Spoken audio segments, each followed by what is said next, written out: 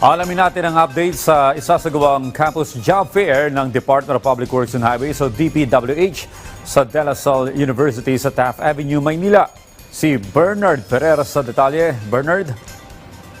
Audrey, naghahanda na nga ang DPWH para sa pagsisimula ng ikalawang campus job fair ngayong araw dito sa De La Salle University. Patuloy ang panawagan ni DPWH Secretary Vince Dizon sa mga kabataang Pilipino at sa mga bagong nagdapos na inhinyero na sumali sa kagawaran at maging bahagi ng kampanya laban sa katiwalian. Ayon kay Secretary Dizon, isang golden opportunity para sa mga batang inhinyero ang pagpasok sa DPWH upang maging bahagi ng solusyon at patuloy na reforma sa kagawaran.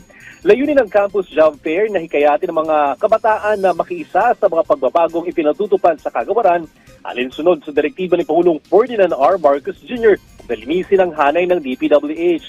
Una nang inatasan ng Pangulo ang DPWH sa kubuhan ng young professionals upang punan ang nasa 2,000 bakante posisyon sa kagawaran. Inilunsad ang Campus Job Fair sa Mapua University noong nakaraang buwan kung saan mahigit 300 student applicant ang nakibahagi. Binigyan din ni Secretary Dizon ang plano niyang buhayin ng DPWH Cadet Engineering Program, isang inisyatiba na naglalayong magbigay ng pagkakataon sa mga bagong inhinyero na makapagsilbi sa pamahalaan. Audrey? Maraming salamat, Bernard Ferrer.